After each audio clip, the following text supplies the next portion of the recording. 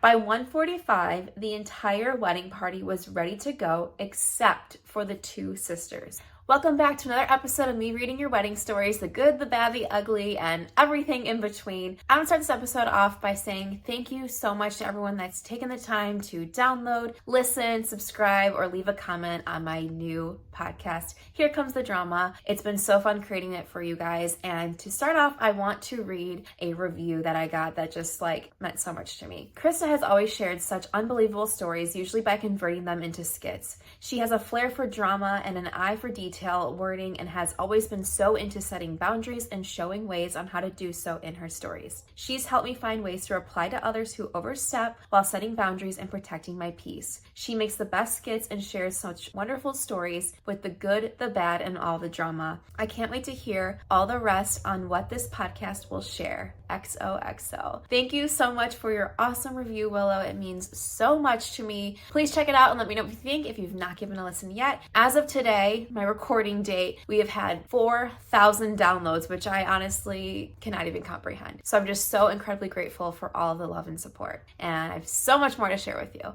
All right, on to today's episode. Let's read the story we got. Hi. So this isn't my story, but it's my sister-in-law's. I was a bridesmaid at her wedding though, and witnessed all of this firsthand. The bride had a few bridesmaids who were known for being late to everything. These bridesmaids, who are also sisters, were some of the bride's best friends. Still, their chronic lateness was no secret. We decided to take all the pictures before the ceremony, which worked out well, until we had about 15 minutes to go before it was set to start. The bride had made it very clear to everyone that the ceremony started at 2 p.m. sharp and that everyone needed to be on time. Oh no. Things like this make me so nervous. When I was a bride, I send out so many emails just being like, here, this is the time this starts, this is when you need to be here. Just because I like seeing clear times of when I need to arrive somewhere, when we're gonna be at this location, whatever. So when I hear people are gonna be late, I'm like, oh no, this is not gonna end well. By 1:45, the entire wedding party was ready to go except for the two sisters. They were nowhere to be found. We called both of them multiple times, but neither answered. Guys, no, this is not good. Okay, I'm gonna keep reading. 2 p.m. rolled around and still no sign of them. The bride was having a full-on panic attack at this point. I would be so mad. So I'm wondering if they did all the pictures before the ceremony, how early did they do these pictures? And then afterwards they're like, okay guys, do what you want to do, but then be back. I'd be like, no, you two are not leaving my sight. The fact that everybody knows they're known to be late, that just, oh my gosh. Okay. Finally at 2:30, 30 minutes late, these sisters waltzed through the door and had the audacity to ask, why is everything taking so long? I would not be able to hold it in at that point. I don't think I would be able to not say anything at that point because I don't like confrontation, but that's just rude. To come 30 minutes late to a wedding, maybe they got the times mixed up or were confused about where they need to be, but double check and don't have your phone off. Come on. And I'm sure if they had pictures, they were be back by 1:45. I was heated. OMG, I was about to lose it. Turns out they had gone home. What? We found this out after they showed up. The ceremony was being held about 5 minutes away from their house. One sister had been hanging out with her husband, while the other one was practicing her speech for the reception. An hour after the ceremony. Seriously? You couldn't find a better time to do that? Okay, that's what she said, not me, but I'm saying it also. If you live 5 minutes away, why? Why do you need to go back home? Just stay there.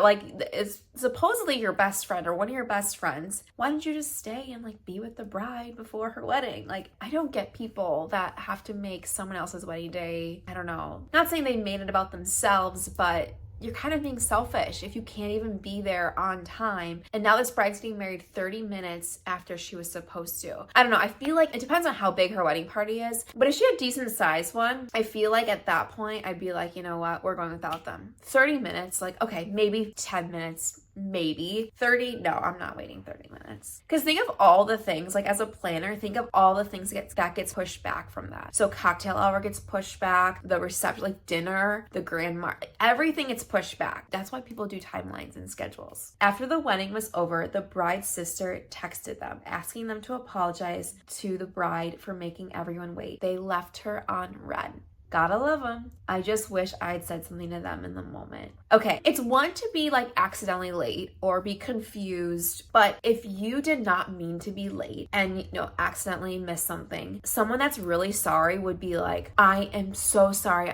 Oh my gosh, I can't believe that. The fact that they had to be texted by the bride's sister to say you should apologize means they didn't apologize. They came in asking why everything was taking so long and why they were running late. Like, come on, let's not be so rude. Let's not just think about ourselves. Can we just think about the bride for one day? We've all been late before. We all have a tendency to like run behind on things or lose track of time. Your best friend or one of your best friend's wedding is not the time to do that. Let's keep track of time. If you know in your mind, like, oh my gosh, I'm always running late, let's like set timers like earlier. I wouldn't be leaving. I would be like, we're staying here. That is terrible. Okay, that was a short story this week. That's all I got for you guys, but thank you so much for tuning in. And again, if you've not listened yet to my podcast, please take a listen. We are not currently downloading the full episode on YouTube, but there are little like snippets, so you guys can check them out under the playlist Here Comes the Drama, so you guys can listen there. That's all I got. Thanks for listening. See you guys next week. Bye.